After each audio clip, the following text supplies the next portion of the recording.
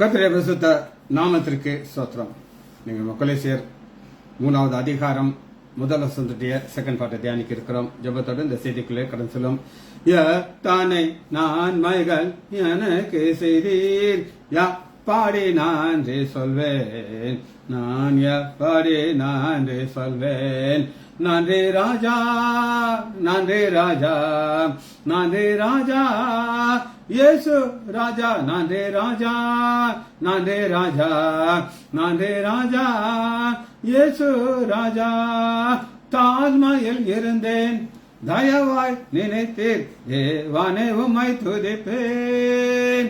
தாழ்மையில் இருந்தேன், தயவாய் நினைத்தீர், தேவானே உம்மை துதிப்பேன். யா தேவானே உம்மை துதிப்பேன்.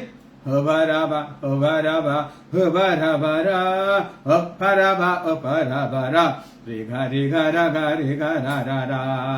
பலவீனன் என்று தாலி விடாமல் பலத்தால் எடை கட்டினீர்.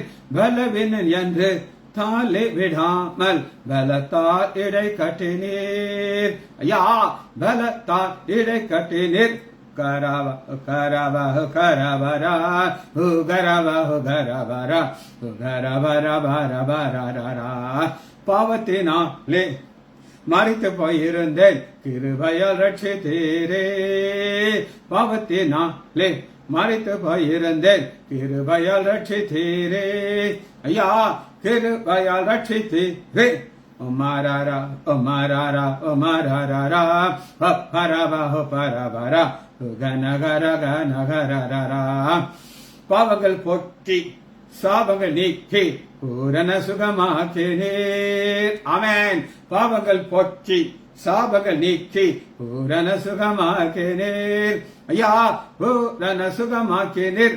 யா தானை நான்மைகள் எனக்கு செய்தீர், எப்படி நன்றி சொல்வேன், நான் எப்படி நன்றி சொல்வேன். முள்முடி தாங்கி திரு ரத்தம் சிந்தி சாத்தானை ஜெயித்து விட்டீர். முள்முடி தாங்கி திரு ரத்தம் சிந்தி சாத்தானை ஜெயித்து விட்டீர். ஐயா சாத்தானை ஜெயித்து விட்டீர். அரவர அனரவ ரிகரவரா ரிகரவ ரிகரவரா ரிக நகரர நகரரா. நீர் செய்த அதிசயம் 1000 உண்டு, விவரிக்க முடியாதையா. நீர் செய்த அதிசயம் 1000 உண்டு, விவரிக்க முடியாதையா. ஐயா விவரிக்க முடியாதையா. ரப ரப ரிப ரப ரப ரிபரா ரிபரப ரிபரபரா ரிக சகனர நகரரா. எனக்காக மறித்தீர், எனக்காக உயிர்த்தீர், எனக்காய் மீண்டும் வருவீர்.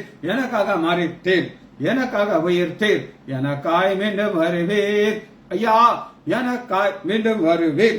இயேசுவின் நாமத்தினாலே ஜெபங்கள் பிதாவே, ஆமென். கர்த்தர் பரிசுத்த நாமத்திற்கு ஸ்தோத்திரம். Leela praise lord, Samuel pastor praise lord, Nagarathnam Ammal praise lord. கொலோசியர் 3வது அதிகாரம் முதல் வசனத்தில் நீங்க செகண்ட் பார்ட்டை தியானிக்க இருக்கிறோம். கொலோசியர் 3வது அதிகாரம் நீங்க புரிந்து கொள்வதற்கு 2 காரியங்களை பார்க்க போறோம். ஒரு பக்கம் என்ன நடந்து கொண்டிருக்கிறது அப்படின்னு கேட்டீங்கன்னா, கொலோசியர் 2வது அதிகாரம் 18வது வசனம், தலையாகிய கிறிஸ்துவை பற்றிக் கொள்ளவில்லை. 18வது வசனம். 19வது வசனம், பந்தய பொருளை அவங்க இழந்து கொண்டிருக்கிறார்கள். 20, 21, கிறிஸ்து இயேசுவை விட்டு சடங்காச்சாரத்துக்குள்ள வந்துட்டாங்க. தொடக்கூடாது, தீண்டக்கூடாது, இந்த மாதிரி கண்டிஷன்ஸ். என்ன செஞ்சிட்டாங்க, என்ன செய்யக்கூடாதோ அதை செய்யறாங்க. 3வது அதிகாரம் முதல் வசனத்துல ஆண்டவர் இப்படி இருந்தீங்கன்னா இதை உங்களால் செய்ய முடியாது. நீங்கள் கிறிஸ்துவோடு கூட எழுந்தது உண்டானால், இது ஒரு சைடு என்ன அவங்க செய்யக்கூடாத செய்யறாங்க. சென்டர் நான் அவங்களுக்கு காமிச்சிட்டேன். அடுத்த சைடா பார்க்கணும், அது இதோட மோசமா இருக்கு. 5வது வசனம், ஆகையால் இது அவங்க வாழ்க்கையில் இருந்தானா பந்தய பொருளை எழுந்துருவாங்க. விபச்சாரம், அசுத்தம், மோகம், துர்இச்சை இதெல்லாம் உங்களுக்கு நீங்க அழித்து போடும். சரி, இந்த 2 பேலன்ஸ் உங்களுக்கு காமிச்சிட்டேன். சென்டர் நம்ம பார்க்கிறோம். நீங்கள் கிறிஸ்துவோட கூட எழுந்தது உண்டானால் ஒரு சந்தேகக்குள்ள வார்த்தை. ஏன் சந்தேகம் உண்டாகுது? இப்ப நம்ம கிறிஸ்து இயேசுக்குள்ள இருக்கோம், சந்தேகம் இல்லை. ஒவ்வொரு மாதமும் ஒவ்வொரு வருடமும் ஆண்டவர் நம்மளை கொண்டு போகிற பாதை ஆச்சரியமா இருக்குது. இது எப்படி முடியும்? அது அவர் தான் செய்வார். எனக்கு தெரியாது. என் மக வீட்டில் 7 மாதம் போராட்டம் போராட்டம் போராட்டம். எங்களுக்கெல்லாம் அப்படி ஒரு கவலை. 7 மாதம் பூரணமாக முடியுது. அடுத்த ஆண்டவர் கொடுத்த ஒரு சமாதானத்தை பார்க்கணும். இன்னைக்கு நான் என் மகிட்ட பேசும்போது சொல்லுவேன், குட்டி இதெல்லாம் எப்படி முடியுதுன்னே தெரியல. என்னுடைய ஒரு சொந்தக்காரங்க, அவங்களுக்கு வயது 70 வயதாச்சு. அவங்க தலைமுறைகள்லாம் வந்தாச்சு. இன்னும் அவங்க அம்மா அப்பா வீட்டு பிரிக்க முடியல. 76 வயதுல அண்ணன் மூத்தவர் இருக்காரு. அதெல்லாம் பிரிக்க முடியாது, எல்லாம் நான் தான் வச்சிருப்பேன். ஆனா இது எப்படி முடிஞ்சிச்சு. காரணம் என்ன? கிறிஸ்துவோடு எழுந்தது உண்டானால் கிறிஸ்துவ தேவனுடைய வலது பரிசுத்தத்திற்கும் மேலானதை தேடுங்கள், மேலானதை தேடுங்கள் அப்படின்னு நான் சொல்லுகிறேன். இது என்ன அப்படின்னு கேட்டீங்கன்னா, ஃபர்ஸ்ட் சுபாவம். இப்ப நம்ம பார்த்த சுபாவம் டோட்டலா மாறி வேற சுபாவம் வரப்போகுது. அந்த சுபாவத்தை தான் ஃபர்ஸ்ட் பார்க்கணும். சுபாவங்கிறது நமக்கு தெரியும். வாசிப்போமா? 2 பேதுரு 1வது அதிகாரம், 2 பேதுரு 1வது அதிகாரம் 4வது வசனம். இச்சையினாலே உலகத்திலே கேடு, உலகத்தில் உண்டான கேடு. உங்களுக்கு நான் சொன்னேன், இந்த பொல்லாத பிரபஞ்சத்திலிருந்து ஆண்டவர் விடுதலை கொடுத்தாரு. அதனால என்ன நடக்குது அப்படின்னு கேட்டீங்கன்னா, திவ்ய சுபாவத்திற்கு பங்குள்ளவன். திவ்ய சுபாவம் கிறிஸ்து இயேசுவோடு கூட எழுந்தது உண்டானால் உங்களுக்கு இந்த திவ்ய சுபாவம் வந்துடும். இந்த திவ்ய சுபாவத்தில் மன்னிப்பு இருக்கும், அன்பு இருக்கும், மற்றவர்கள் குறித்த ஒரு கரிசனை இருக்கும். நான் அல்ல கிறிஸ்துவே என்னிலே வாழ்கிறார். அந்த திவ்ய சுபாவம் பங்குள்ளார்வாம்படிக்கு மகா மேன்மையும் அருமையான வாக்கு தத்தங்கள் நமக்கு அழிவிடும். வாக்கு தத்தத்தை ஆண்டவர் கொடுத்துட்டார். அந்த வாக்கு தத்தத்தை நீங்க எப்படி பார்க்கணுங்கிறதுக்கு ஒரு சின்ன ஒரு கதை சொல்றேன் உங்களுக்கு. சரி, ஒரு தீவு. அந்த தீவுல படிக்காத பழங்குடி மக்கள் இருக்காங்க. அந்த மக்களுக்கு அவங்கள்ட்ட என்ன கிடைக்கும் அப்படின்னு கேட்டீங்கன்னா, தேங்காய் நிறைய விளையும். அந்த தேங்காய் எல்லாத்தையும் அவங்க எடுத்துக்கிட்ட என்ன செய்வாங்கன்னா, பக்கத்தில் ஒரு பெரிய டவுன் இருக்கு. அந்த டவுன்ல போய் அந்த தேங்காய் கொடுப்பாங்க. அவங்க அதுக்கு பதில் என்ன சொன்னா, புகையிலை, ஆல்கஹால், இந்த மாதிரி அவங்களுக்கு போதை உண்டாக்குற காரணம் அது இவங்களுக்கு கிடைக்காது, கொடுப்பாங்க. அதை வாங்கிட்டு வந்துடுவாங்க. ஒரு நாள் அதில் ஒரு முக்கியமான ஒரு நபர் இவங்கிட்ட கேட்டிருக்காங்க, என்னை ஒரு நாள் உங்கள் கிராமத்துக்கு கூட்டிகிட்டு போவீங்களா அப்படின்ட்டு. கட்டாயம் வாங்க, நீங்களாம் எவ்வளோ பெரிய ஆளு, எங்கள் கிராமத்துக்கு நீ வருவீங்களா, அது ரொம்ப சின்ன கிராமமாக இருக்கும் அப்படின்னு சொல்லி வந்தா அவர் உட்கார வச்சிருக்காங்க. அந்த வீட்டில் இவர் பார்க்குறாரு, சுற்றி அமெரிக்கன் டாலர் எது ஹையஸ்டோ அப்படி பசை போட்டு ஒட்டி வச்சிருக்காங்க. இவர் கேட்டாரு, இது என்னங்க, அது ஏது?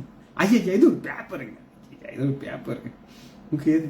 அது ஒரு கப்பல் ஆக்சிடென்ட் ஆச்சு, நாங்கள் ஏதோ அதில் சாப்பாடு இருக்குன்னு திறந்து பார்த்தா அந்த பேப்பராக இருந்துச்சு, பார்க்க கொஞ்சம் நல்லா இருந்துச்சா, அந்த டப்பா ஒரு இடத்துல வச்சுட்டு நான் அழிஞ்சு விட்டேன். இது எனக்கு கொடுப்பீங்களா? இந்த பேப்பரை வச்சு நீங்கள் என்ன செய்வீங்க? அவனுக்கு தெரியாது இது அமெரிக்கன் டாலர்னு சொல்லி. அவன் சும்மா கொடுத்தேன், எடுத்துட்டு போய் நீ எடுத்துட்டு போ, இதுக்கு பேர் என்ன கொடுப்பேன், நான் 2 பாட்டில் ஒயின் கொடுக்குறேன். இது தங்கத்து திவ்ய சுபாவங்கிறது. அப்ப நமக்கு ஆண்டவர் வாக்குத்தத்தம் கொடுத்துருக்கிறாரு. இதை நம்ம பேப்பர்ல சோத்துல ஒட்டி வச்சிருக்கோம்.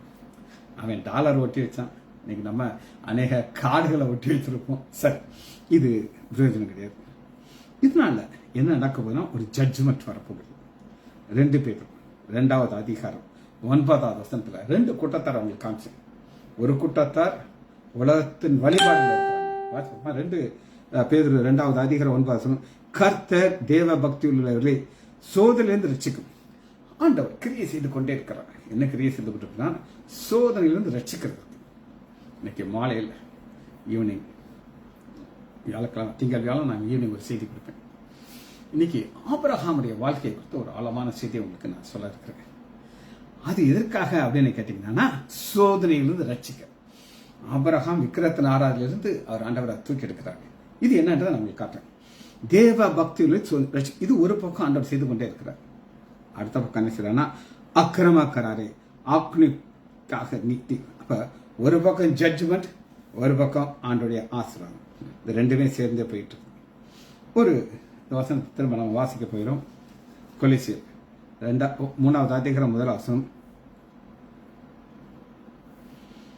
மேலானவர்களை தேடுங்கள், மேலானவர்களை தேடுங்கள். இந்த தேடுங்கள்ங்கிறதுக்கு கிரேக்க வார்த்தை என்ன சொல்லுது அப்படின்னு கேட்டீங்கன்னா, நான் சொல்றேன், தேவையான எடுத்துக்கோங்க. ZETEO, ZEE மேல ஒரு கோடு, TEO மேல செட்டியோ. அது ஒரு இது செட்டியோங்கிறதுக்கு என்ன கரெக்டான ஒரு வார்த்தைனா கீப் சீக்கிங் அப்படின்னா என்ன அர்த்தம் உங்களுக்கு விளக்குறேன். நான் MBBS முடிச்சிட்டேன், அர்த்தம் முடிச்சாச்சு. இனி அடுத்து மேலே படிக்கிறதுக்கெல்லாம் சான்ஸே கிடையாது, படிச்சு முடிச்சாச்சு. ஆனால் பைபிள் அப்படி கிடையாது. படிக்க படிக்க படிக்க புது விளக்கங்கள். இன்னைக்கு ஒரு ஆபிரகாமுடைய பாதையை நம்ம பார்க்கும்பொழுது நமக்கு புதிதாக இருக்கு எல்லாமே. காரணம் கீப் சீக்கிங், தேடிக்கொண்டே இருக்கணும். மேலானவர்களை நம்ம தேடிக்கொண்டே இருக்கணும். இந்த மேலானவர்களை தேடுறதுக்கு ஒரு இதான் கீ வசனம். இந்த வசனத்துக்கு அடிப்படையில் தான் என்னுடைய வாழ்க்கை அமைந்தது. சரி, அது என்ன வாசிப்போம். மத்தேயு 6வது அதிகாரம் 33 வசனம். இதுதான் சீக், தேடிக்கொண்டே இருக்க வேண்டியது. என்ன? முதலாவது, தேவனுடைய ராஜ்யத்தையும் அப்படி நீதியும் தேடுங்கள், அப்பொழுது இவைகள்லாம் உங்களுக்கு கூட கொடுக்கும். நம்ம ஒண்ணு செய்யணும், அவர் ஒண்ணு கொடுப்பார். முதலாவது தேவனுடைய ராஜ்யத்தையும் அப்படி நீதியும் தேடுங்கள், தேடிக்கொண்டே இருங்கள். ZETEO தேடிக்கொண்டு, இது ஒரு ஆக்ஷன், கண்டினியூஸ் ஆக்ஷன். பின்னர் உங்களுக்கு எல்லாம் கூட கொடுக்கப்படும். ஒரு சாட்சி, பலமுறை சொன்ன சாட்சி இருந்தாலும் எனக்கு சொல்றதுல சந்தோஷம். நான் 2000 ரட்சிக்கப்பட்டேன். 2007 பூரணம் இந்த மாதிரி திருமணம் நடந்துச்சு. மேரேஜ் எல்லாம் ஃபிக்ஸ் பண்ணியாச்சு, எல்லாத்தையும் பேசியாச்சு, டவுரி என்னன்றதெல்லாம் சொல்லியாச்சு. ஆனால் என்ன சொத்து கொடுக்கணுங்கிறதுல எங்களுக்கு அவர்கிட்ட ஒரு கிளாரிஃபிகேஷன். ஏன்னா எனக்கு நிறைய சொத்து இருந்துச்சு, நார்கள் இன்னும் இருக்கு. அந்த எடுக்கிறதுனா நான், என் தம்பி, என்னுடைய அண்ணன், நாங்கள் 3 பேர் காரில் போகிறோம் சம்மந்தி வீட்டுக்கு. இன்னும் கல்யாணம் முடியறதுக்கு டைம் இருக்குது, ஒரு மாதத்துக்கு இருக்குன்னு வச்சுக்கோங்க. நாங்கள் போய், மச்சான் நீங்கள் எந்த சொத்து உங்களுக்கு வேணும் அப்படின்னு கேட்டேன். அவர் சொல்றாரு, மாப்பிள்ள உங்கள் சொத்தெல்லாம் நீங்களே வச்சுக்கோங்க, எங்கள் சொத்தை நாங்கள் வச்சுக்கிறோம், எங்கள்கிட்ட எந்த எதிர்பார்ப்பும் கிடையாது. நாகர்களுடைய வழக்கம் என்ன அப்படின்னு கேட்டிங்கன்னா, பொண்ணுக்கு எந்த சொத்து கொடுக்கணும்னு சொல்லி சொல்கிறாங்களோ, பொண்ணு வீட்டிலேருந்து அதை கல்யாணத்துக்கு 1 மாதத்துக்கு முன்னாடியே பொண்ணு பேரில் எழுதி வச்சிடும். எழுதி அந்த டாக்குமெண்டைய காப்பி மாமனார் கைக்கு போயிடும். அப்போ தான் தாலி கிட்ட விடுவார். எனக்கு கரெக்டாக ஒரு 15 நாள் இல்லை, என் சம்மந்தி ஃபோனில் கூப்பிட்டு சொல்கிறாரு, மாப்பிள்ள ஒரு பெரிய ஷேர் விலைக்கு வந்திருக்கு, அதை நான் உங்கள் பேரில் வாங்குறேன், அதனால் நீங்கள் எங்கள் மார்க்கெட்டில் ஒரு செக்ரட்டரியோட போஸ்ட்டுக்கு அடுத்த போஸ்ட் உங்களுக்கு நான் கொடுக்குறேன் அப்படின்னு சொல்லி போட்டு கொடுத்தாரு. நான் எல்லாத்தையும் சொல்கிறேன், ஒரு பெண்ணை பெத்தானா கல்யாணத்துக்கு அப்புறம் சொத்து போகும். ஆனால் எனக்கு அந்த சொத்து வந்துச்சு. காரணம் என்னன்னு கேட்டிங்கன்னா, 7 வருஷமாக நான் தேவனுடைய ராஜ்யத்தையும் நீதியையும் தேடினேன். அதெல்லாம் கூட கொடுத்தார். சீக், இது நம்ம தேடணும். இதை பவுல் என்ன சொல்லுகிறார் அப்படின்னு கேட்டிங்கன்னா, பூமிக்குரியவர்களே அல்லங்கிறார். நம்முடைய வாழ்க்கை ஆவியானவரோடு இணைந்திருக்கும். பரிசுத்தாவியனோடு இணைந்த ஒரு வாழ்க்கை இருந்தால் தான் இது முடியும். எல்லாராலையும் இது முடியாது. வாசிப்போம்னா, நம்முடைய வாழ்க்கையில் பிரதானமாக யாருடைய கண்ட்ரோலில் நாம் இருக்கணும் அப்படின்னு கேட்டிங்கன்னா, ரோமர் 8வது அதிகாரம் 11. ரோமர் 8:11 ஆவியானவர், நேற்று நான் உங்களுக்கு சொன்னேன் கிறிஸ்துவின் ஆவியானவர் அப்படின்னு நான் சொன்னேன். இப்போ அதை சொல்ல போறதில்லை, இன்னைக்கு வேற. ரோமர் 8வது அதிகாரம் 11.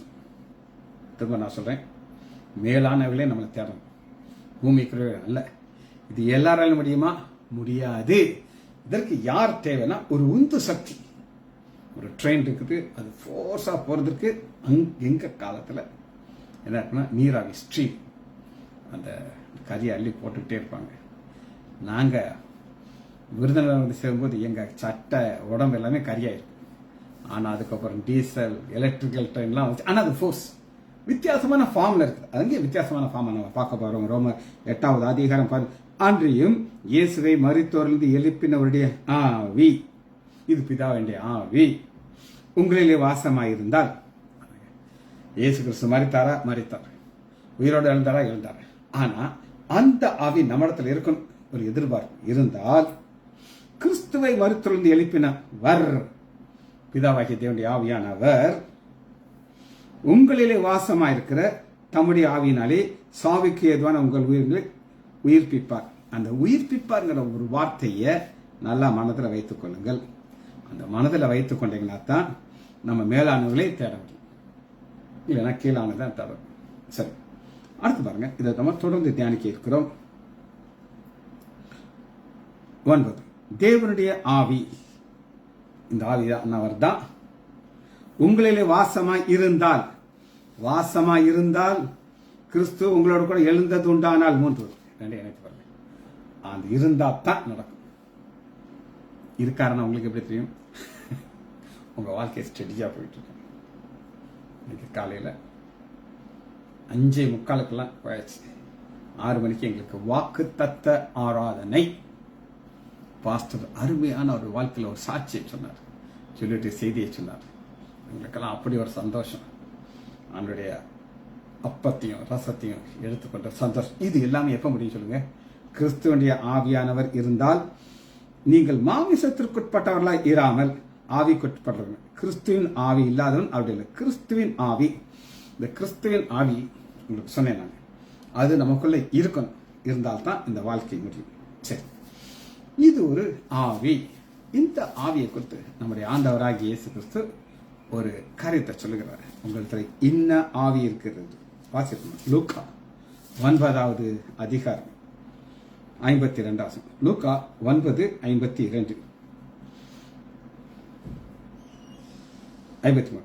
எருசலேமுக்கு போக மறந்து அவ்வூர் இந்த கிராமத்துல வந்து சமரியர்கள் ஏற்றுக்கொள்ளல. இயேசு ஏற்றுக்கொள்ளலன்னு உடனே அவருடைய சீஷர்கள் யாக்கோபு யோவானாலை கண்டபோது, எலியா செய்தது போல வானத்திலிருந்து அக்னி இறக்கி இவர்களை அழிக்க எங்களுக்கு கட்டளை இடும்படி உங்களுக்கு சேர்த்தார்.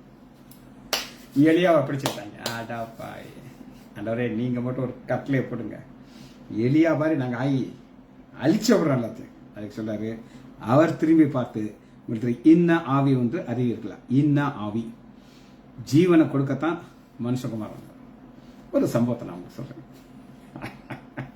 ஒரு அம்மா எங்க கூட இருந்தாங்க, இப்ப எங்களை விட்டுட்டு பிரிஞ்சு போயிட்டாங்க, தனியா இருக்கிறாங்க. அவங்க ட்ராக் ஸ்கூலில் செய்துட்டு இருக்காங்க, அவங்களும் இன்னொரு அம்மாவும். அப்ப அந்த RSS BJP காரங்க பிடிச்சிட்டு போலீஸ் ஸ்டேஷன்ல கொண்டு விட்டாங்க. அம்மாவுக்கு ஒரு கோவம். இன்ஸ்பெக்டர் வந்து, என்னம்மா, நான் ரிட்டையர்ட் டீச்சர், உங்களுக்கு தெரியுமா? நீங்க சொன்னா தனமா தெரியும். ட்ராக்ஸ் கொடுத்தா ஒன்றும் வாங்கணும் இல்லை தூக்கி போடணும், என்னத்துக்கு எங்களை எங்கே பண்ணணும், நாங்கள் தப்பா பண்ணணும்ட்டு அந்த அம்மா ஹை பிக்சர் பேச்சு. அது ரொம்ப நல்ல இன்ஸ்பெக்டர் அவர். அம்மா நான் விசாரிக்கிறேம்மா அப்படின்னாரு. நீங்க என்ன பண்ணுங்க, என்னை பிடிச்சிட்டு வந்தாங்க, அவங்க பிடிச்சு உங்க பூட்ஸ் காரனால மிதிக்க பார்ப்போம், அப்பதான் எனக்கு மனசு ஆறும். அவர் சிரிச்சிட்டு, ஏம்மா உங்களையும் தண்டிக்க முடியும், எனக்கு அவர்களையும் தண்டிக்க முடியும், ஆனா பிரச்சனை பெருசா கூடாது மட்டும் நைஸா அனுப்பிட்டார். இந்த நேரத்தில் எனக்கு இந்த வசனம் தான் வந்துச்சு. கொடுக்கறது ட்ராக்ஸ் பூட்ஸ் காலால மிதிக்கணும், இது அம்மாவுடைய ரிக்வெஸ்ட். அதான் ஆண்டவர் சொல்றாரு, இன்ன ஆவி சோதிச்சு பாருங்க. அப்பா ட்ராக்ஸ் கொடுத்துட்டு இன்ன ஆவின்னு சொல்லி கேர்ஃபுல்லா பார்க்க சொல்றாரு. சரி, இப்ப நம்ம அடுத்த செக்ஷன் பார்க்க போகிறோம். கொலோசியர் 3வது அதிகாரம், மேலானவைகளை தேடுங்கள். The think above. இந்த திங் அபோவ்ங்கிறத நீங்க புரிந்து கொண்டதற்கு என்ன செய்யணும் அப்படின்னு கேட்டீங்கன்னா, எல்லாராலையும் இந்த மேலானவர்களை புரிந்து கொள்ள முடியாது. மேலானவர்களை புரிந்து கொள்வதற்கு நமக்கு ஆவியானவர் தேவை அப்படின்னு நான் உங்களுக்கு சொன்னேன். அடுத்து அந்த மேலானவர்களை குறித்து யார்கிட்ட கேட்டா புரியும்னா, பிரசங்கி எப்பவுமே எதை பார்ப்பார் அப்படின்னு கேட்டீங்கன்னா, சூரியனுக்கு கீழ் 2:18 பிரசங்கி பக்கம் 792. சூரியனுக்கு கீழே நான் பட்ட பிரயாசத்தை வெறுக்கிறது. சூரியனுக்கு கீழே, அவர் சூரியனுக்கு மேல பார்க்க மாட்டேங்கிறார், மேலாண்மையில பார்க்க மாட்டேங்கிறார். அவருக்கு என்ன ஒரே கவலை அப்படின்னு கேட்டீங்கன்னா, எனக்கு பின் வருகிறவனுக்கு அதை தர வேண்டியிருக்கணும். நான் எல்லாம் கஷ்டப்பட்டு செஞ்சேனே, எனக்கு அப்புறம் ஒருத்தர் கொடுக்க வேண்டியிருக்கேன், அவன் அதை என்ன செய்ய போறான். இதுதான் அவருடைய ஒரு கவலை. சரி, இந்த மேலானவர்களை நாம் செய்ய ஆண்டவர் நம்மகிட்ட சில காரியங்களை எதிர்பார்க்கிறார். நான் உங்களுக்கு சொன்னேன், அன்பு. இந்த அன்பு ஆண்டவராக இயேசு கிறிஸ்துவின் வாயிலிருந்து இன்னும் ஒரு வார்த்தை வந்துச்சு அப்படின்னு கேட்டீங்கன்னா, லூக்கா 4வது அதிகாரம் 22வது வசனம். லூக்கா 4:22. நம்முடைய ஆண்டவராக இயேசு கிறிஸ்துவுக்கு ஒரு மாதிரியை விட்டு போயிருக்கிறார். நான் சொன்னாப்புல அந்த அம்மாவை மாதிரி, ஆண்டவரே பூட்ஸ் காலம் அந்த முடியல. அன்னைக்கு ரோம போர்ச்சுகல்ல பூட்ஸ் கால் வச்சிருந்தாங்க. அது இதோட பயங்கரமா இருக்கும். வாரெல்லாம் கெட்டி, அதாவது அது தூக்குறதுக்கு ஸ்ட்ரென்த் வேணும். ஆனா நம்முடைய ஆண்டவராகிய இயேசு கிறிஸ்து நமக்கு என்ன ஒரு சாட்சியை விட்டுட்டு போனார் அப்படிங்கிற மேலானவைகளை 22. எல்லோரும் அவருக்கு சாட்சி கொடுத்தார். ஒருத்தர் கூட இயேசுக்கு அகைன்ஸ்டா பேச முடியல. அவருடைய வாயிலிருந்து புறப்பட்ட கிருபையுள்ள வார்த்தைகளை குறித்து ஆச்சரியப்பட்டு, இவன் யோசேப்பின் குமாரன் அல்லவா? அதுங்க, யோசேப்பின் குமாரன் என்று சொல்றதற்கே ஒரு கிருபை உள்ள வார்த்தையை அவர் வாயிலிருந்து வரதான் பார்க்கிறாங்க. அடுத்து அவருடைய முக்கியமான ஒரு குணாதிசயம், நாம் அதை கற்றுக்கொள்ளணும். நமக்கு இந்த சுபாவம் தேவை. வாசிப்போமா? மத்தேயு 11வது அதிகாரம் 29. மத்தேயு 11:29. நான் சாந்தமும் மனத்தாழ்மையா இருக்கிறேன். நான் சாந்தமும் மனத்தாழ்மை. சாந்தம் கூட வருது, மனத்தாழ்மை. சீஷருடைய கால்களை கலவுனவரை அதை சொல்லுகிறார். என் நுகத்தை உங்கள் மேலே ஏற்றுக்கொண்டு எங்களுக்கு கற்றுக்கணும், அப்பொழுது உங்களுக்கு ஆத்மா. என் நுகம் மெதுவாயும் என் சுமையிலும். நுகம் என்ன சொல்றாங்க? நம்முடைய ஆண்டவராகிய இயேசு கிறிஸ்து 30 வயது வரை அவருடைய தகப்பன் தச்சன். இவர் ஒரு தச்சனுடைய குமாரன். இவர் என்ன செய்திருப்பார் அப்படின்னு நான் உங்களுக்கு சொல்கிறேன். இந்த ஒரு குட்டி மாடு, இதை என்ன செய்ய வேண்டியிருக்கு? உழுகிறதுக்கு கொண்டு போகணும். இதுக்கு ஒரு கழுத்துல ஒரு நுகம் செய்யணும். அந்த ஹைட்டுக்கு என்ன மாதிரி சைஸ்ல செஞ்சா அந்த மாட்டு, அதாவது பெரிய மாடு கிடையாது, சின்ன மாட்டுக்கு கரெக்டா இருக்குன்னு அவர் தெரியும். அவருடைய அனுபவம், தகப்பட்ட கற்றுக்கொண்ட ஒரு தொழில். ஆனால் நுகம் அதை செய்யறதே அவர் தெரியும். நான் இப்படிப்பட்ட செய்து அந்த மாட்டு காலத்தில் இருப்பேன், கம்ஃபர்டபுளா இருக்கும். இன்னைக்கு எனக்கு ஒரு நுகம், உங்களுக்கு ஒரு நுகம். அந்த நுகத்தை நம்ம ஏற்றுக்கொள்வதற்கு தேவை என்ன? நான் சாந்தமும் மன தாழ்மையுமா இருக்கிறேன். இது ஆண்டோடைய அடுத்த சுபம். லூக்கா 23:34. பிதாவே இவருக்கு மன்னியும், இவர்கள் செய்யறது இன்னதென்று அறியாதிருக்கிறார்கள். இந்த சுபாவம் யாருக்கு வந்துச்சுன்னு கேட்டீங்கன்னா, அப்போஸ்தலர் 7:60 ஸ்தேவான் கல்ல விட்டு எறிகிறாங்க. ஆண்டவரே இவர்களை மன்னியும், இவர்கள் மேல் இந்த பாவத்தை சுமத்தாது ஜெபம். இது சுபாவம். இயேசு கிறிஸ்து யாருக்கு வந்திருக்குது? ஸ்தேவானுக்கு வந்து. அடுத்து நமக்கு தேவை என்னன்னு பார்த்தீங்கன்னா, ஆண்டுடைய சுபாவத்தில் ஒரு பரிசுத்தம் எடுத்துக்கொள்ளலாம். 1 பேதுரு 1வது அதிகாரம் 1 பேதுரு 1வது அதிகாரம் 2:22. 1 பேதுரு 2:22. அவர் பாவம் செய்யவில்லை. பாவம் செய்யவில்லை, அது அவருடைய சுபாவம். இப்ப நம்ம வசனங்கள் எல்லாம் இந்த பாவம் நம்ம செய்யக்கூடாதுங்கிறதுக்கு அவர் செய்யவில்லை. 2 கொரிந்தியர் 5:21. பாவம் அறியாத நமக்காக பாவம் ஆக்கினார். செய்யறது வேற, அறியது வேற. நமக்கு தெரியும், சில நேரம் செய்வோம், சில நேரம் செய்யாது இருக்கும். ஆனா பாவத்தை அறியாதவர், பாவத்தை செய்யாதவர், அந்த சுபாவம் நமக்கு தேவை. சரி, இப்ப ஒரு கடைசியாக ஒரு குறிப்பை நம்ம பார்க்க போகிறோம். அது என்ன அப்படின்னு நீங்க கேட்டீங்கன்னா, அவர் நாம் போய் சேர வேண்டிய இடம், டெஸ்டினேஷன் அப்படின்னு சொல்லுவாங்க இங்கிலீஷ்ல. ஒரு இடத்துல நம்ம போய் சேரோம், அது பேர் டெஸ்டினேஷன். நாம் எந்த டெஸ்டினேஷன்ல போய் சேரோம்னா, கிறிஸ்து தேவனுடைய வலது பாசத்தில் வீட்டிற்கும் இடத்தை, கிறிஸ்து தேவனுடைய வலது பாசத்தில் வீட்டிருக்கிற இடங்கிற டெஸ்டினேஷன் நம்ம போய் சேரோம். இதற்கு ஒரு திறவுகள் வசனம் சங்கீதம் 110வது அதிகாரத்திற்கு. சங்கீதம் 110வது அதிகாரம். இதுதான் கீ வார்த்தை.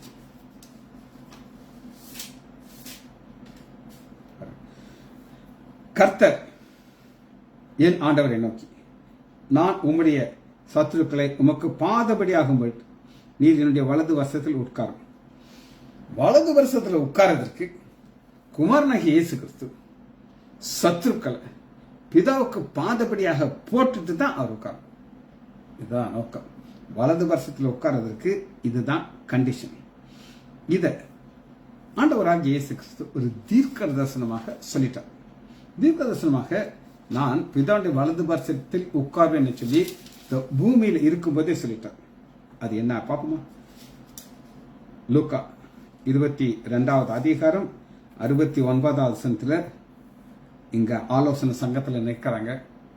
அவர் மேல குற்றச்சாட்டுகள் அடிக்கிட்டே இருக்காங்க, அடிக்கிட்டே. ஆனாலும் அவர் சொல்லிட்டார், என்னன்னாலும் சொல்லு, என்னுடைய டெஸ்டினேஷன் நான் போய் சேர வேண்டியதை உனக்கு முதலே நான் சொல்லிடுறேன். 60 இது முதல் மனுஷகுமாரன் சர்வ வல்லமையுள்ள 2 வயசு வீட்டில் என்ன நானும் பேசு, என்ன நானும் சொல்லு, இது என்னுடைய டெஸ்டினேஷன். நான் போய் உட்காரணும், அங்க நம்ம போய் உட்காரணும், அவர் இருக்கிற இடத்துல நாமளும் போகணும்.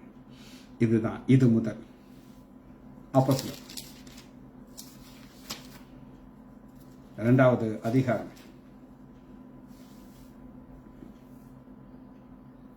33வது வசனம். இது உயிர்த்தெழுத குறித்து பேதுரு விளக்கமா சொல்லி சொல்லி சொல்லி எக்ஸ்பிளேஷன். நம்ம அங்க போனா டைம் கிடையாது. அவர் நம்முடைய ஆண்டவர் தேவனுடைய வலது கரத்தாலே உயர்த்தப்பட்டு, வலது இடத்துல போய் உட்கார்ந்து வலது கரத்தால உயர்த்தப்பட்டு பிதா அருளின வாக்கு தத்தன்படி உயர்த்துறதுக்கு வலது கரம் அமர்றதுக்கு ஒரு இடம். அப்போஸ்தலர் 5:31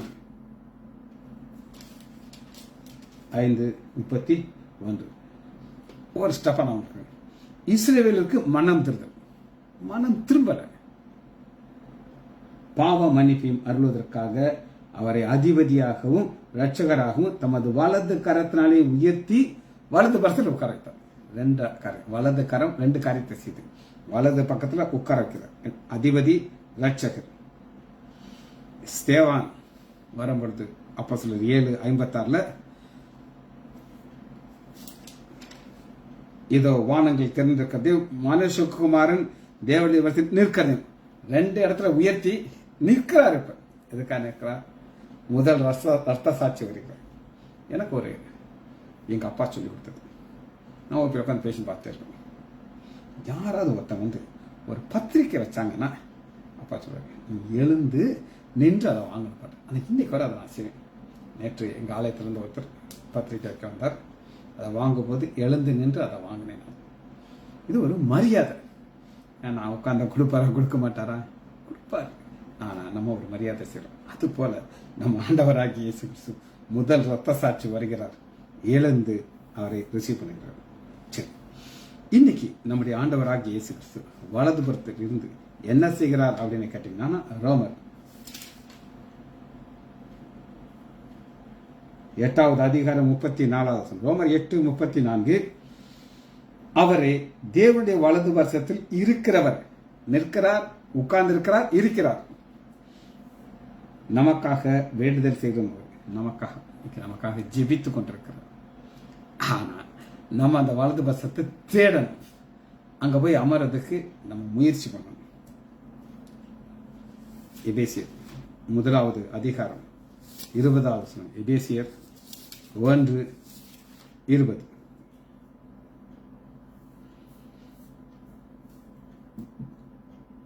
21 அவரை உன்னதத்திலே தம்முடைய வலது வருஷத்தில் உட்காரும்படி செய்து உயர்த்துகிறார், நிற்கிறார், உட்கார்ந்திருக்கிறார்.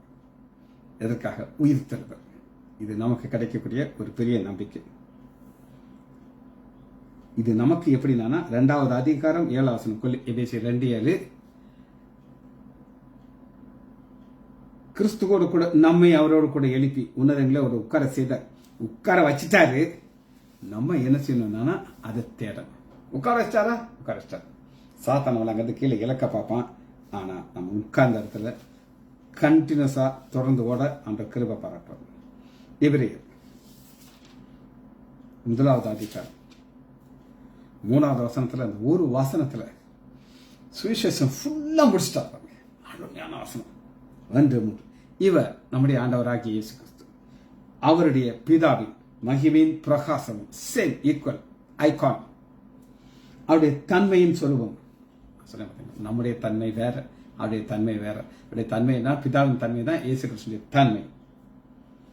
தன்மையாய் சொரூபமாக இருந்து சர்வத்தையும் தம்முடைய வல்லமையில வசத்தினாலே தாங்குகிறவராய், வானம் பூமி எல்லாத்தையும் அந்தரத்தில் நிக்காட்டி, அந்த பூமி அந்தரத்தில் நிற்குது, ஆனா அவர் எல்லாத்தையும் அவருடைய வசனத்தினால தாங்குகிறார். தம்மாலே தாமே நம்முடைய பாவங்களை நீக்கும் சுத்திகரிப்பை உண்டு பண்ணி சிலுவையில் மரித்தார். அடுத்து என்ன செய்தார்னா, உன்னதத்திலே மகத்தாமாருடைய வலது பக்கத்தில் உட்கார்ந்தார். சுவிசேஷம் ஒரு வார்த்தை வச்சாரு, உன்னதத்தில் உட்கார்ந்தாரு. நமக்கு என்ன வாஞ்சி இருக்குன்னா, கிறிஸ்து தேவனுடைய வலது பக்கத்தை தேட வேண்டும். ஜெபிச்சு முடிப்போமா? மகா இரக்கமும் கிருபையும் இல்ல பிதாவே துதிக்கிறோம் ஐயா. எங்களுக்கு ஒரு வாஞ்சி இருக்குது ஐயா. எங்கள் கண்களை நாங்கள் இங்கு மூடும் பொழுது பரலோகத்தில் எங்கள் கண்களை திறப்போம் என்ற நிச்சயம் எங்களுக்கு தேவை ஐயா. பிள்ளைகள் ஒவ்வொருவரையும் என் ஆண்டவராகிய இயேசு கிறிஸ்துவின் நாமத்தினாலே ஆசீர்வதிக்கிறேன். இயேசுவின் நாமத்தினாலே ஜெபங்கள் பிதாவே. ஆமேன், ஆமேன், ஆமேன்.